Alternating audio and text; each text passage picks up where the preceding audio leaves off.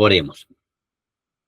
Padre, te damos muchísimas gracias por darnos esta nueva oportunidad, esta bendición, Señor, de buscar más de ti. Enséñanos, Padre, enséñanos tu palabra. Ayúdanos, Señor, a aprender, a ponerla en práctica. Bendice tu iglesia, Señor, en esta parte de evangelizar y discipular. Bendice nuestras labores, Señor. Permite que seamos efectivos, Señor, en esto. Y entonces sigue trayendo, Señor, almas a tus pies. Por tu Hijo Jesucristo lo rogamos. Amén. Bien, hermanos, aclarando nuestro deber frente al evangelismo. Ya hemos visto que el Señor nos ha llamado a evangelizar y discipular. Hemos dicho que podríamos ver estas dos tareas por separado o unirlas.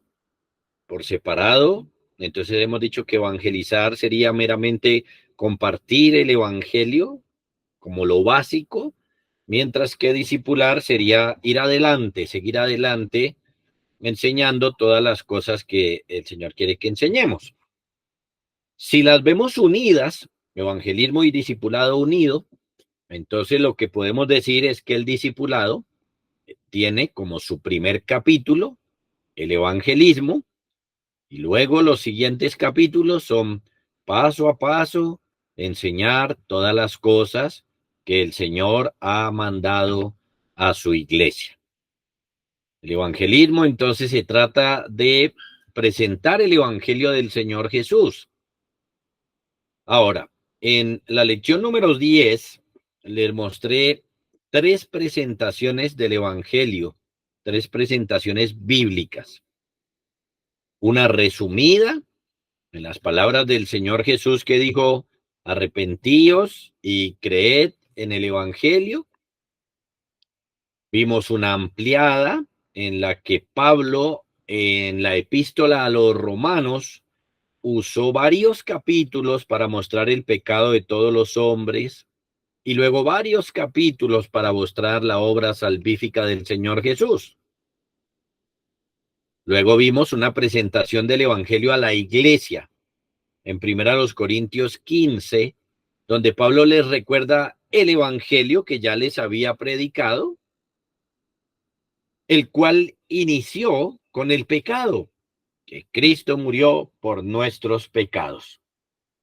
Así fue entonces que le empezó a hablar el evangelio allí. Entonces nos dábamos cuenta que al evangelizar presentamos estas verdades supremamente importantes acerca de el pecado del hombre y acerca de lo que el Señor Jesús hizo a favor de los hombres. Ahora, a la luz de la tarea que hemos hecho, vamos a pasar a un tema muy importante. O sea, con la tarea en mente, pasamos a un tema muy importante, el cual es buscar la efectividad en nuestras labores evangelísticas. Debemos pensar en que debemos volvernos buenos en esta tarea. No es hacerla por hacerla, no es hacerla mal, no es evangelizar mal. Lamentablemente hay hermanos que por torpeza y a veces por ignorancia la hacen, pero la hacen mal. ¿Cuándo la hacemos mal? Por ejemplo, cuando salimos o los hermanos salen peleando con las personas que están evangelizando. Ahí sale mal las cosas, se hacen mal. Cuando no logramos presentar el evangelio como tal, queremos presentar el evangelio y no logramos hacerlo, nos distraemos, resultamos hablando de otra cosa o algo así. Pero otro punto clave, y ese es el que tiene que ver con la tarea, es cuando no podemos dar respuestas bíblicas a los interrogantes o a las excusas que tenemos o que las personas que tenemos enfrente nos están presentando. Ahí, por ejemplo, muchas veces lo hacemos mal porque podemos estarle haciendo énfasis a algo y la duda de la persona nunca se aclara. Por lo tanto, como llegó se fue. Entonces, de manera general, debemos presentar el Evangelio, pero de manera particular, debemos presentarlo de cierta forma que lo haga efectivo. Entonces, por eso lo que vamos a ver hoy precisamente es aclarando nuestro deber frente al evangelismo. Lo que debemos hacer es dar respuesta a los interrogantes del alma. Eso es lo que debemos hacer, dar respuesta a los interrogantes del alma, los interrogantes que tienen las personas. Voy a presentar este tema de la siguiente manera. Lo que voy a hacer es aclarar nuestro deber frente al evangelismo. Entonces vamos a verlo respondiendo esta pregunta. ¿Por qué tenemos tantos evangelios en la Biblia? Esa es una pregunta importantísima. Tenemos 4 evangelios. ¿Por qué tenemos tantos evangelios ahí en la Biblia? Bueno, entonces voy a dar 2 respuestas. Una, dado que Cristo es la solución para el problema del hombre, entonces tenemos varios evangelios para proporcionarnos una descripción más completa de Cristo el Salvador. Miren aquí el tema importante. ¿Sí? La idea es presentarnos a Cristo de una forma clara, de una forma completa, que al estudiar los 4 evangelios nosotros entonces podamos ver a Cristo como un excelente Salvador. Cuando nosotros estudiamos todos los evangelios, ya no tenemos como por dónde pensar que Cristo no es un suficiente Salvador. Entonces, miren, aunque toda la Biblia está inspirada por Dios, entendemos que el Señor utilizó autores humanos con diferentes trasfondos, con niveles intelectuales diferentes, con personalidades diferentes, para llevar a cabo sus propósitos a través de sus escritos. Entonces, cada uno de los autores de los evangelios tenía un propósito diferente detrás de su evangelio para cumplir el propósito que él tenía. Cada uno enfatizó diferentes aspectos de la persona y el ministerio del Señor Jesús. Y al unir todos esos aspectos, esos 4 aspectos, tenemos una comprensión más clara de la persona del Señor Jesús y del ministerio del Señor Jesús. Entonces, ahí lo que tenemos es una riqueza que tenemos que aprovechar. Entonces, por ejemplo, Mateo, él estuvo escribiendo a una audiencia hebrea, él estuvo escribiendo a los judíos, y uno de los propósitos de su evangelio era mostrar, por ejemplo, mediante la genealogía de Jesús y el cumplimiento de las profecías del Antiguo Testamento, que Jesús era el Mesías largamente esperado y por lo tanto debía ser creído. El énfasis de Mateo está entonces sobre el Señor Jesús como ese rey prometido, como el hijo de David, el que se iba a sentar sobre el trono de Israel. Ese era su propósito. Entonces usted va a notar que hay diferentes pasajes que lo van a mostrar a él como hijo de David, como el rey, la genealogía anda por ahí, entonces tiene esa inclinación. Le está escribiendo a judíos, a hebreos, para tratar de convencerles precisamente de esto. Ahora, Marcos, el Evangelio de Marcos, Marcos es un sobrino de Bernabé. Marcos fue un testigo ocular de los eventos de la vida de nuestro Señor Jesucristo. Estuvo muy cercano al apóstol Pedro, al apóstol Pablo. Marcos escribió para gentiles, a diferencia de Mateo. Él escribió a los gentiles.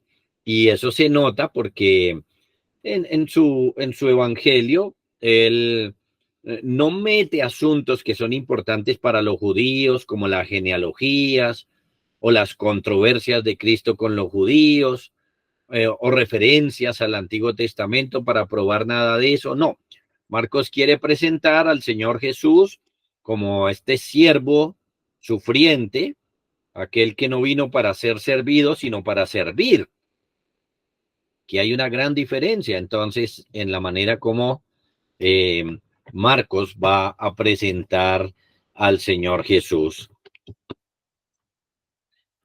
Luego pensamos entonces en Lucas. Lucas es un médico, compañero del apóstol Pablo, que escribió tanto el Evangelio de Lucas como los Hechos de los Apóstoles. Ahora, él es un gentil, escribiendo, por supuesto, a gentiles, porque le escribe, le dirige esos escritos principalmente a Teófilo. No solamente era un médico, sino que también eh, fue conocido como una persona que trabajaba el tema de ser un historiador. Ahora, como historiador, él dice que la intención de él era escribir en forma más ordenada la vida del Señor Jesús, basado en los reportes de los que fueron testigos oculares, como él mismo lo dice, como específicamente se lee para beneficio de Teófilo, otro gentil, y entonces, por lo tanto, le está escribiendo a gentiles, y la intención de Lucas era mostrar la fe cristiana basado en hechos históricamente confiables, históricamente confiables. Así que, supremamente importante. Ahora, luego vamos a Juan, y Juan, a diferencia de Lucas, no quiere hablarnos del asunto histórico, sino más bien teológico. El Evangelio de Juan es diferente precisamente a estos tres evangelios por el contenido teológico que tiene, porque Juan no está enfocado en la parte histórica, sino en la teología, en el estudio teológico referente a la persona del Señor Jesús y su significado eh, en cuanto a la fe.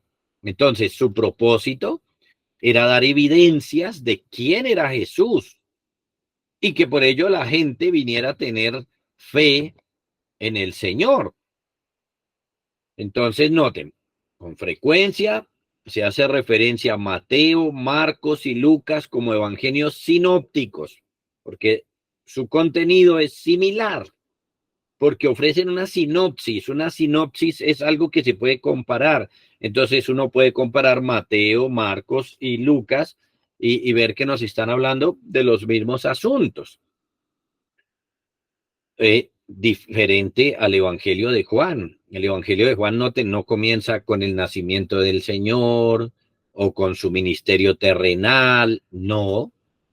El Evangelio de Juan comienza en la eternidad. Empieza con la actividad y las características del Hijo de Dios antes de haberse hecho hombre.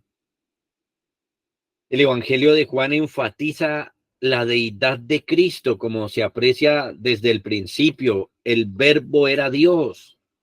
Así que el Evangelio de Juan está enfocado en asuntos teológicos. Por un lado, mostrarlo como Dios, luego mostrarlo como hombre para que entendamos que es el Cristo, el Salvador, el enviado de Dios. Así que por eso es diferente y se enfatizan otras cosas. Supremamente importante darnos cuenta de esto que les estoy mencionando. Así que al tener cuatro evangelios diferentes y aún así relatos precisos sobre Cristo, nosotros podemos observar diferentes aspectos revelados sobre quién es Cristo y su ministerio.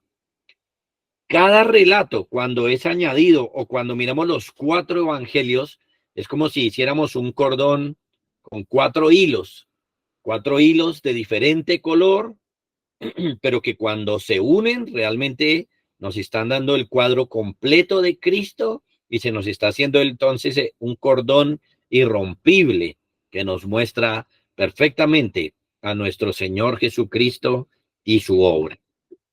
Entonces, piensen en esto, hermanos. Mientras que nunca vamos a comprender enteramente todos los asuntos relacionados con el Señor, que por ejemplo el mismo Juan dice que el Señor hizo muchas más cosas que no están escritas, pero a través de los 4 evangelios, miren, nosotros podemos conocerlo lo suficiente para apreciar quién es Él, para apreciar qué es lo que ha hecho para salvar pecadores, para que podamos tener una visión correcta de Él en todos los aspectos. Y por supuesto que esto nos lleve a tener vida a través de la fe en el Señor. Este estudio, un estudio así, nos muestra al Señor como el único, pero al mismo tiempo suficiente Salvador. Es decir, que si hacemos un estudio juicioso de todos los evangelios, nos damos cuenta, por un lado, que es el único Salvador, que no hay a quién más ir, a dónde más ir. Por ejemplo, como Pedro lo dice en alguno de los evangelios, ¿a quién iremos? Solo tú tienes palabras de vida eterna. Lo podemos ver entonces como el único. Y al entender que es único, por supuesto que a Él es que hay que ir. Pero también, al mismo tiempo, todos estos relatos de todos los evangelios nos muestran que es suficiente, que Él tiene todo lo que nosotros necesitamos, Él tiene todo lo que cualquier persona puede necesitar. Cristo tiene todo. Entonces, por ejemplo, digamos, yo soy una persona, digámoslo así, por decirlo de alguna manera, soy una persona triste o soy una persona alegre, soy una persona que me creo muy pecador o creo que no soy nada pecador, que tengo, puede que uno tenga problemas emocionales, otro tenga problemas físicos. Cualquiera que sea la situación en la que yo me encuentre, el Evangelio me muestra que Cristo es suficiente para cualquiera. De tal manera que, note, es supremamente importante que nosotros estudiemos los evangelios y que tengamos una comprensión amplia de quién es Cristo para poderle mostrar las facetas de Cristo que la persona que yo estoy evangelizando necesita. Estamos hablando entonces de efectividad. Efectividad. Esto plantea la siguiente estrategia, que no es lo mismo predicarle al uno o al otro. No es lo mismo evangelizar a uno o a otro. Pero en los evangelios está todo, y entonces está todo lo que yo necesito saber de Cristo para presentarle a la persona a ese Salvador suficiente. Así que tantos relatos que hay en los evangelios nos llevan a ver que en definitiva es el Salvador que necesita cualquier alma, desde la que se crea la más mala hasta la que no, la más triste a la más feliz, la que tiene problemas o la que no. Así que nuestro deber es estudiar los evangelios para conocer mejor a este bendito Salvador. Y bueno, noten, si nosotros mismos lo conocemos, nuestra fe se va a fortalecer, vamos a ser cristianos realmente firmes, amantes de este bendito Señor, vamos a ser siervos suyos, siervos que lo amemos, siervos que estemos siempre dispuestos a hacer cualquier cosa por Él. Pero hablando del evangelismo, hablando de la tarea de evangelizar, entonces yo necesito conocer mejor a este bendito Salvador para poder presentárselo de manera fiel a los perdidos, de manera que ellos puedan ver en él este suficiente Salvador y confiar en él, que puedan confiar en él. Es como que nosotros escuchamos a la persona, vemos los problemas de la persona y le podemos decir siempre, mire, yo tengo quien puede solucionar su problema del pecado y presentárselo diferente a las personas de acuerdo a lo que haya en el corazón de cada uno de ellos. Entonces, aquí estamos viendo, aclarando nuestro deber frente al evangelismo. ¿Qué debemos hacer? Conocer todas esas facetas de la persona y la obra de Jesucristo para evangelizar fielmente. En segundo lugar, dado que, o más bien dado los diferentes engaños del pecado en el corazón humano, tenemos varios evangelios para dar respuesta a todos los tipos de interrogantes o excusas que hay en el corazón humano. Este es un tema importantísimo. Tenemos varios evangelios para dar respuesta a todos los tipos de excusas que hay en el corazón humano. Aquí, hermanos, hay que reconocer que la gran mayoría de hermanos se quedan cortos al darse cuenta que no tienen un manejo grande de las escrituras, que muchas veces su evangelismo se limita a 2, 3 pasajes. Tal vez estoy exagerando, pero lo que quiero decirles es que se queda corto. A veces hasta se evangeliza con pasajes que no son evangelísticos. Se utilizan pasajes que le hablan a la iglesia para evangelizar y entonces eso ha generado más confusión que un evangelismo fuerte. Entonces, en este orden de ideas, hermanos, nosotros debemos estudiar los evangelios buscando los casos que aborda, porque los casos que aborda son universales, de tal manera que esos casos son los que nosotros tenemos que tratar hoy. Si me lo permiten así, tal vez nosotros no tengamos una mujer samaritana, no tiene que ser de Samaria, pero puede ser bogotana, puede ser fusagasugueña, puede ser de Caucasia, puede ser de Ibagué, puede no ser una mujer, ser un hombre, pero ese es el caso. Así que noten, debemos entonces, por eso, estudiar todos esos casos, los casos que aborda la escritura, entender que son universales y entonces presentarle a cada uno el caso que la persona requiere. Esto deberíamos hacerlo cada uno de nosotros. Usted debería tener, por ejemplo, una lista de pasajes donde usted pudiera decir estos pasajes sirven para este caso, estos otros pasajes sirven para este otro caso. Personalmente estoy trabajando en esto, en un directorio de evangelismo. ¿Qué es eso? ¿Qué es un directorio de evangelismo? Es tomar cada relato de los evangelios, clasificarlo de acuerdo al problema humano que trata y, por supuesto, tenerlo listo para tratar ese caso con la persona que le cuadre. Esa es la idea. El punto es que cada uno de nosotros deberíamos estar haciendo eso, tomando los pasajes, clasificándolos. Este pasaje me sirve, por ejemplo, para una persona triste. Este pasaje me sirve para una persona alegre, por decirlo de alguna manera, aunque ya les voy a mostrar mejor. De manera que tengamos este material claro. Y cuando vayamos a evangelizar y nos encontramos con personas que tienen diferentes asuntos en su corazón, podemos o podamos tratar su caso de manera particular. Podamos tratar su caso de manera particular.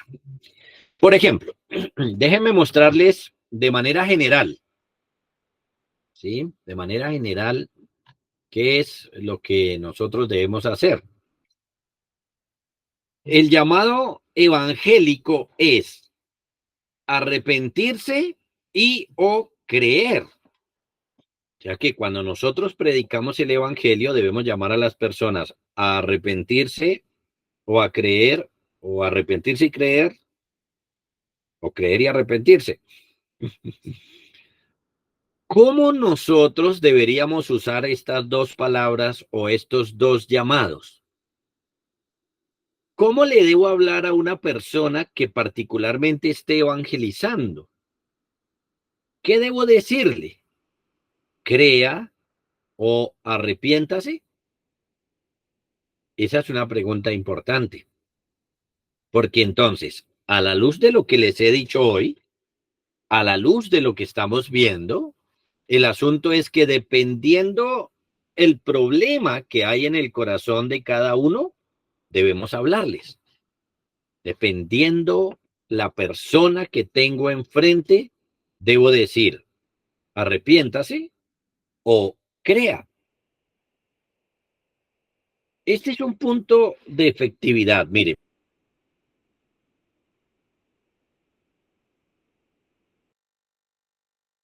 fíe en Dios. Y más bien le hacemos énfasis en arrepiéntase. Entonces, la situación en la que ella está en ese momento está para que uno le diga lo uno y no lo otro. Y entonces, cuando le decimos es lo otro, hacemos que su mente no tenga la respuesta que necesita. Entonces, por ejemplo, miren, si la persona reconoce sus pecados, si el Señor la está llevando a ver sus pecados, si a través del evangelio de leer la Biblia, de ir a una iglesia, la persona está reconociendo sus pecados. Nosotros, por supuesto, nuestro deber es mostrar que los pecados. Entonces, en ese caso, nosotros deberíamos decirle que se arrepienta. Y eso es lo que vemos en las escrituras, por ejemplo. Si tienen su Biblia ahí, podemos mirar, por ejemplo, el primer sermón de Pedro. ¿Ustedes recuerdan? En ese sermón, las personas se acercaron y estaban extrañados de qué era lo que había pasado en la venida del Espíritu Santo. Eso ocurrieron cosas sobrenaturales, ruidosas, que hicieron que la gente pues mirara qué pasó aquí. Entonces Pedro empieza a dar un discurso y en Hechos 2, verso 36 al 38 les dice, sepa pues ciertísimamente toda la casa de Israel que a este Jesús, a quien vosotros crucificasteis, Dios le ha hecho Señor y Cristo. No te estaba predicando de Cristo. Los judíos habían pedido a Barrabás y no a Cristo. Así que le dice, ustedes lo crucificaron, pero Dios le ha hecho Señor y Cristo.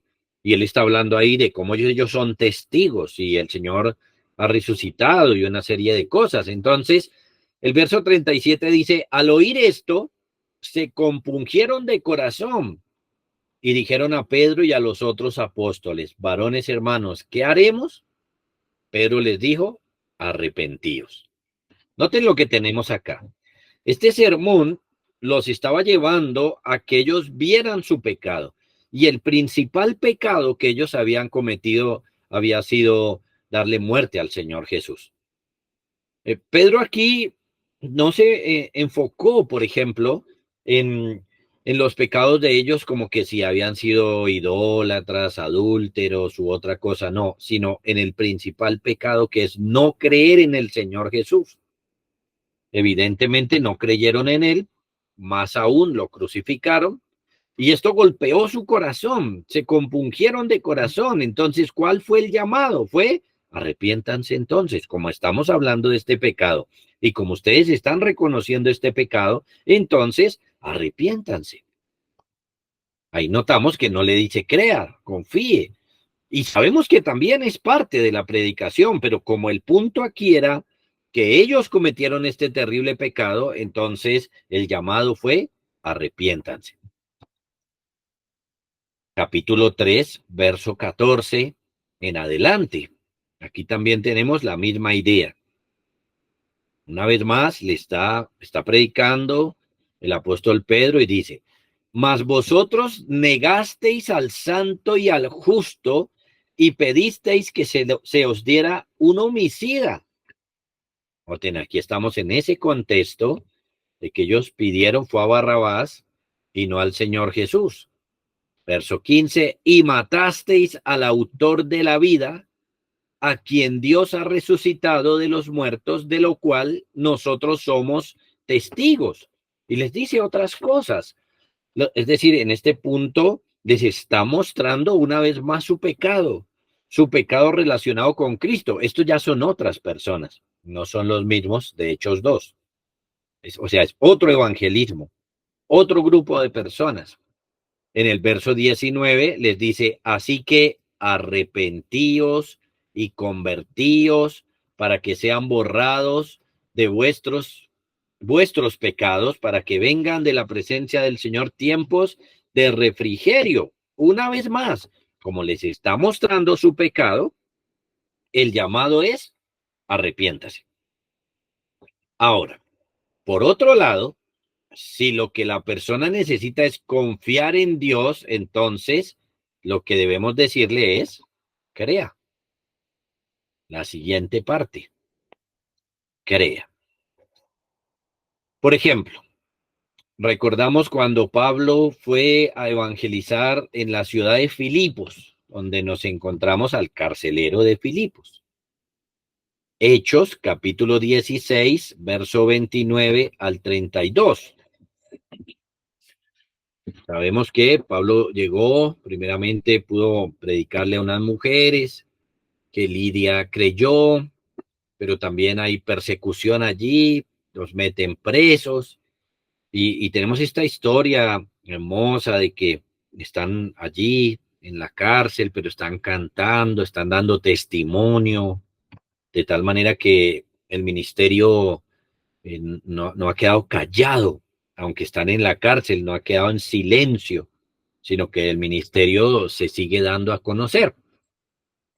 Entonces sabemos que viene este terremoto, este temblor, las puertas se abren, el carcelero se va a matar, entonces Pablo y Silas le dicen que no, que todos están ahí. Bueno, verso 29. Él entonces, pidiendo luz, se precipitó adentro y temblando se postró a los pies de Pablo y de Silas y sacándolos les dijo, señores, ¿qué debo hacer para ser salvo?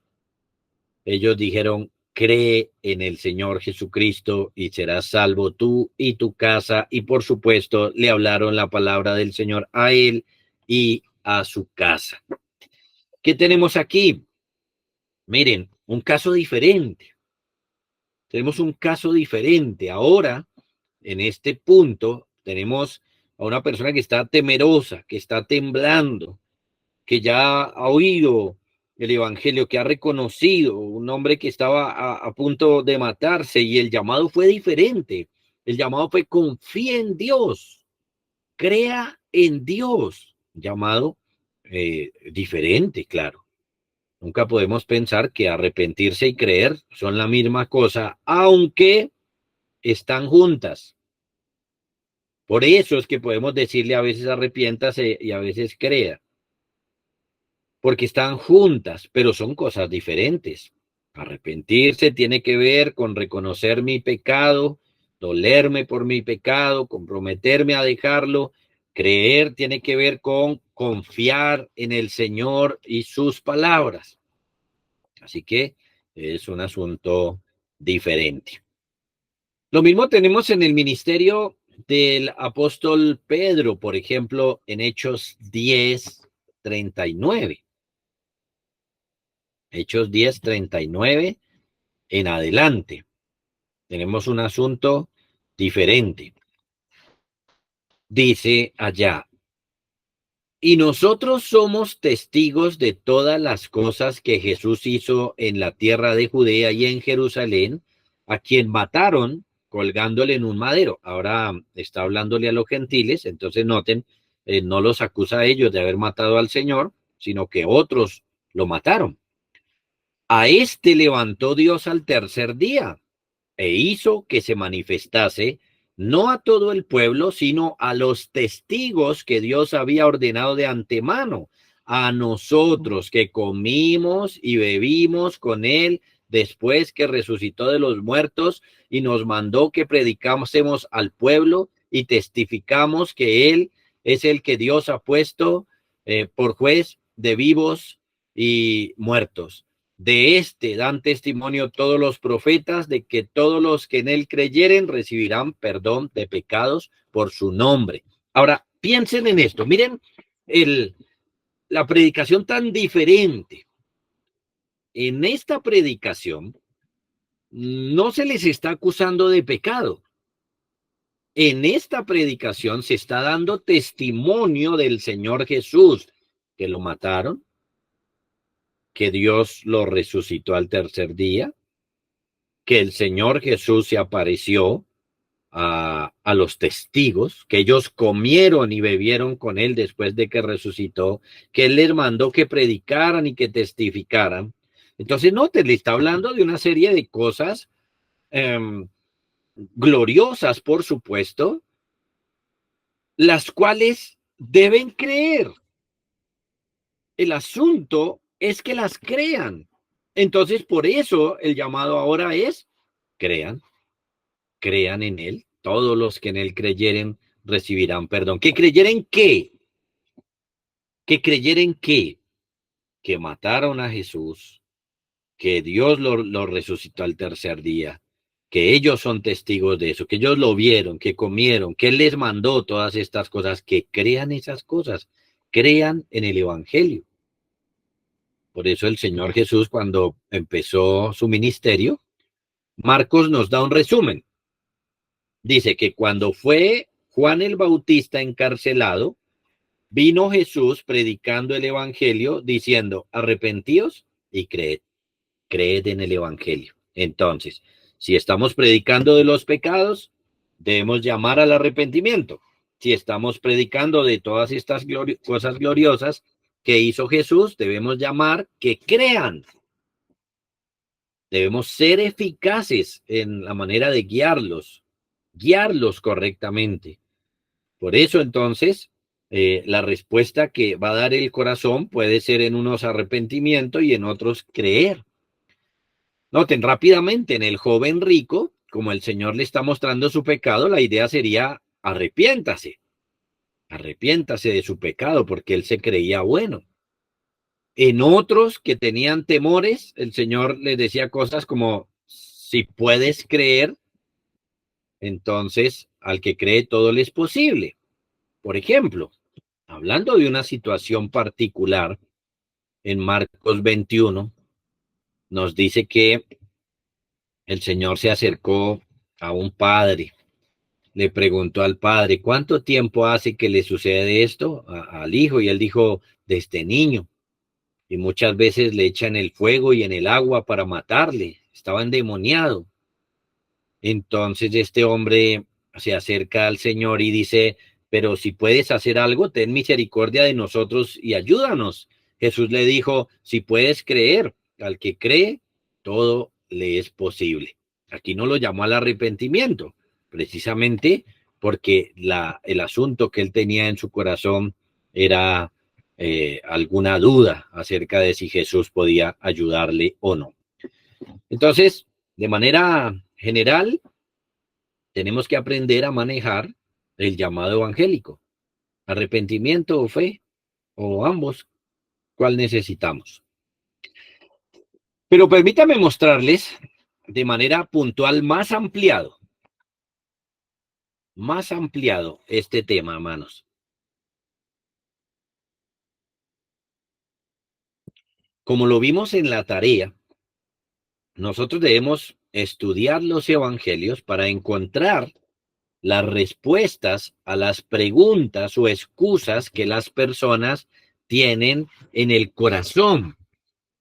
El asunto es que cada persona tiene un problema con Dios y no todos tienen el mismo.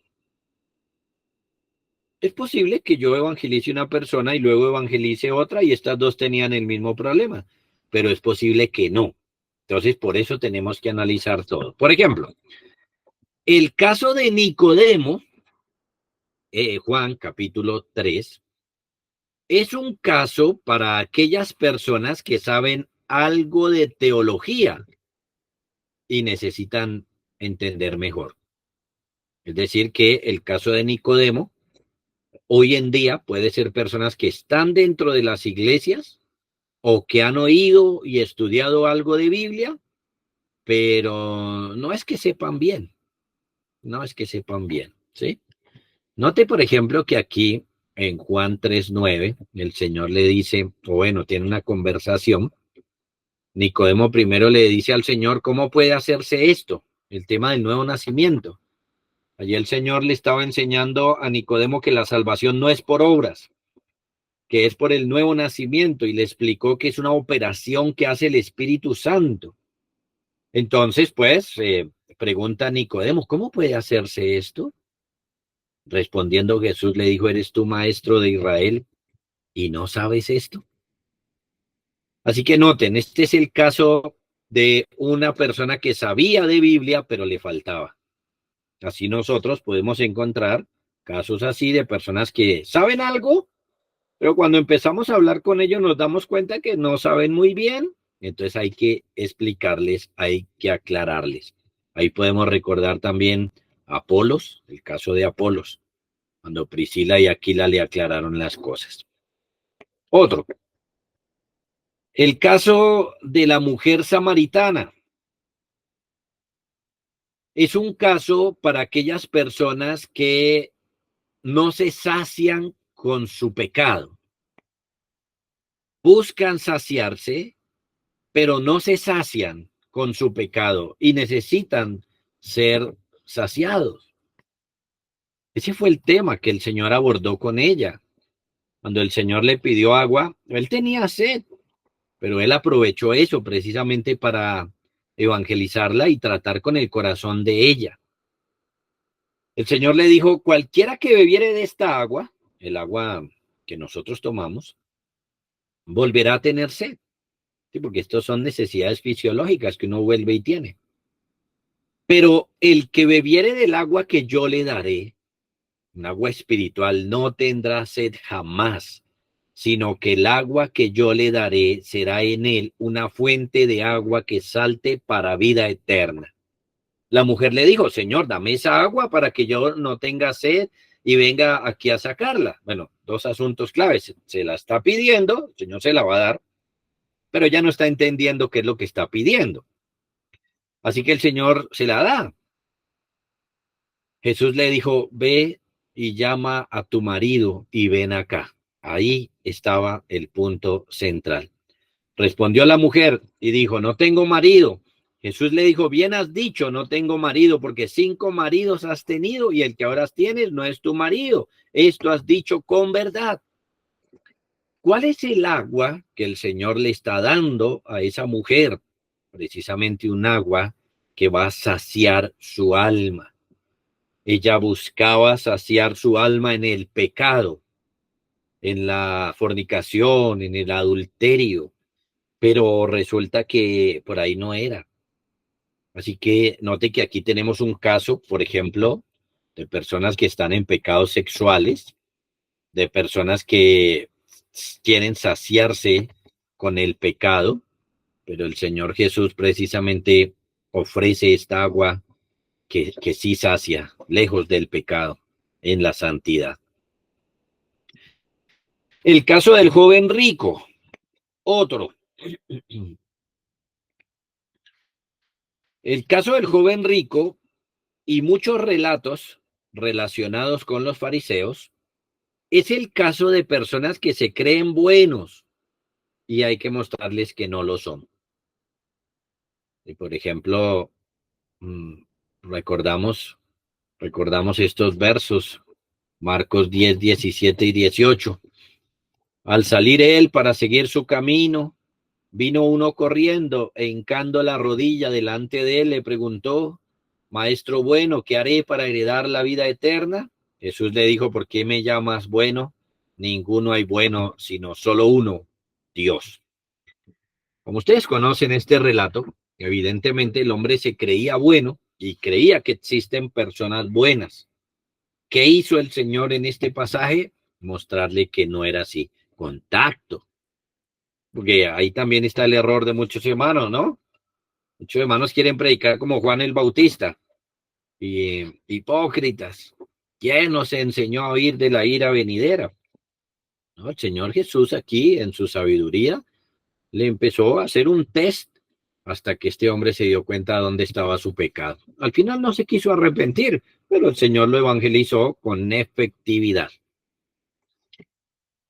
Otro caso, el caso del leproso de Marcos 1, porque hay varios casos de leprosos en las escrituras y son diferentes. El caso del leproso en Marcos 1 es el caso de aquellos que no creen que Cristo quiera salvarlos, que no creen que Dios esté interesado en ellos. No creen que Dios se preocupe por ellos, ni que piense en ellos o algo así. Hay gente así, hay gente que piensa que Dios no está interesado en sus vidas. Entonces eso hay que verlo.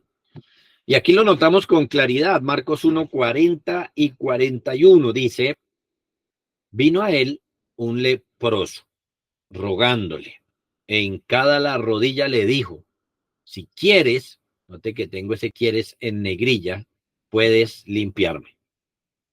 Y Jesús, teniendo misericordia de él, extendió la mano y le tocó y le dijo: quiero, sé limpio.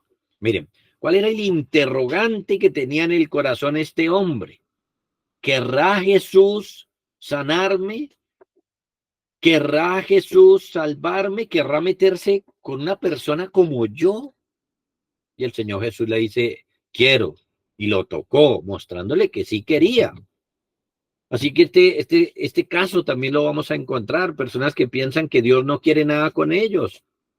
Y entonces están entregados en sus pecados, pero muchas veces ven su posición miserable y entonces la pregunta es no, o la conclusión de ellos: no, Dios no piensa en alguien como yo. Y Satanás ayuda mucho. Satanás le dice: claro, que va a querer algo con usted. Entonces nosotros debemos de decirle: sí, Jesús sí quiere, hay que confiar en él. Otro, el caso de la alimentación de los 5,000. Ustedes saben, este es el caso de los que creen que la obra principal del Señor Jesús es la ayuda social, pero están equivocados completamente. Y hoy este es un tema importante, este es un pasaje importante, porque muchas iglesias están desviadas. Hay iglesias que piensan que nuestra tarea es la ayuda social y el mundo piensa que nuestra tarea es la ayuda social. Entonces, si predicamos el evangelio, eso para ellos no es nada. Y la ayuda social lo es todo. Eso pasó en este caso, alimentación de los 5,000. Después de que los alimentó, viene este verso 15 que dice: pero entendiendo Jesús que iban a venir para apoderarse de él y hacerle rey, volvió a retirarse al monte solo.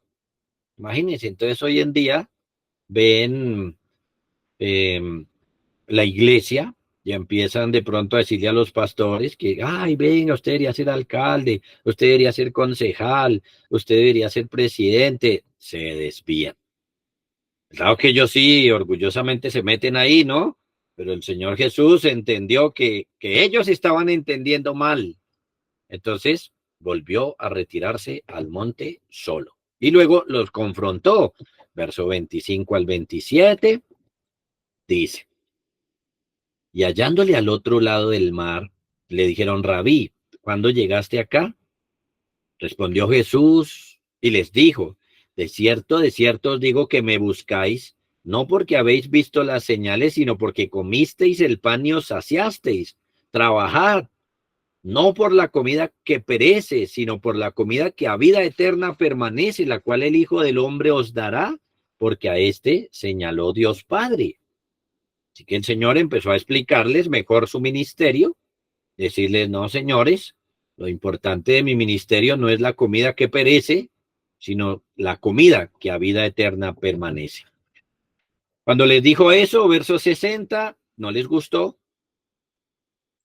Al oírlas, muchos de sus discípulos dijeron, dura es esta palabra, ¿quién la puede oír? Y muchos se fueron y dejaron al Señor, porque realmente lo que querían era la ayuda social. Aquí tenemos este caso. Por último, hermanos, pero no, o sea, último que yo les voy a dar, pero no último caso que haya en los evangelios. El último que voy a mostrar hoy, el caso de los que siguen al Señor sin conocer su propio corazón. Este abunda hoy. Este abunda, sobre todo porque muchas de las iglesias falsas le han dicho a las personas que vengan a Cristo y que van a tener salud, dinero y amor. Entonces ellos no están entendiendo el problema que hay en su corazón, están buscando al Señor por cualquier otro beneficio que les han ofrecido. Y ahí está el problema de estos. Este es el caso entonces de los que llenan iglesias por cualquier razón, pero no la salvación de su pecado. Ahí tenemos Juan capítulo 8, específicamente, podemos leer verso 31 al 34. Allí se nos dice, dijo entonces Jesús a los judíos que habían creído en él. Noten, hay un grupo de judíos que están creyendo en él, que lo están siguiendo, pero por razones equivocadas. Si vosotros permaneciereis en mi palabra, seréis verdaderamente mis discípulos y conoceréis la verdad y la verdad os hará libres. El Señor les está predicando muy bien acerca del pecado, pero ellos se ofendieron. Y aquí para adelante empieza una discusión. Y ellos, por ejemplo, le responden, linaje de Abraham somos y jamás hemos sido esclavos de nadie. ¿Cómo dices tú, seréis libres? Bueno, el Señor les aclara. De cierto os digo que todo aquel que hace pecado, esclavo es del pecado. Cuando el Señor los metió en este tema, los estaba metiendo en el tema principal. ¿Qué vino a hacer el Señor Jesús? Salvar del pecado. Pero eso no les gustó. Cuando el Señor les predicó este tema, se fueron y trataron de matarlo antes. Trataron de matarlo a pedradas antes de irse. Pero noten, este es el caso de los que llenan iglesias por cualquier razón menos la salvación de su pecado. Entonces vamos a encontrar en la iglesia o fuera de la iglesia, vamos a encontrar personas que dicen que son cristianos, que necesitan ser evangelizados, que necesitan que les hablemos de su pecado. Y como aquí, puede que no les guste, pero si Dios da la gracia, entonces puede que vengan a esta salvación maravillosa por la gracia de nuestro bendito Señor. Así que tenemos, hermanos, que tener palabras para cada situación, para cada corazón. Tenemos que tener palabras para los que sufren, para los que se creen buenos, para los hipócritas. Todo eso está en la Biblia, todo eso está en los evangelios. Por eso el título de esta enseñanza es Aclarando nuestro deber frente al evangelismo. Aquí está la aclaración. Nuestra tarea es, hermanos, estudiar las Sagradas Escrituras de tal forma que tengamos todas estas herramientas en la mente, que estemos preparados y usar estas herramientas cuidadosamente para responder a todas las excusas, a todas las preguntas, a todas las objeciones que las personas tengan para no ir a Jesús. Eso es lo que tenemos que hacer. De eso se trata, hermanos, el evangelismo. De eso se trata. Claro, al final, como lo hemos dicho, solo Dios salva. Al final, solamente Dios, el Espíritu Santo, convence. Así que, pues, por un lado, nosotros debemos hacer todo este esfuerzo y por otro lado, no frustrarnos, no desanimarnos. Si no vienen a la fe después de hacer todo este ejercicio, no pasa nada. Hicimos lo que teníamos que hacer, por lo tanto, como dice el Señor, siervos inútiles somos, ¿no? Apenas hicimos lo que teníamos que hacer y esto es lo que tenemos que hacer en la labor evangelística. Hermanos, el Señor nos ayude, el Señor nos bendiga con su palabra y de ahora en adelante, noten, hagan, hermanos, su directorio evangelístico. Oremos. Padre, te damos muchas gracias por tu palabra. Te damos gracias, Señor, por permitirnos entender mejor nuestro deber evangelístico. Gracias porque nos das un norte, Señor. ¿Cómo debemos estudiar ahora la Biblia? ¿Qué debemos buscar? ¿Cómo clasificar los casos? Padre, rogamos, ayúdanos a hacer esto y danos la sabiduría para tratar con las personas cuando estén frente a nosotros. Danos la gracia, danos las operaciones del Espíritu para que podamos entonces aplicarle a cada uno la palabra según su caso. Bendice a los hermanos, fortalécelos en esto, Señor. Haznos más eficaces y llama así, Señor, a tus escogidos en estos días. Padre, lo rogamos en el nombre de tu Hijo Jesucristo. Amén.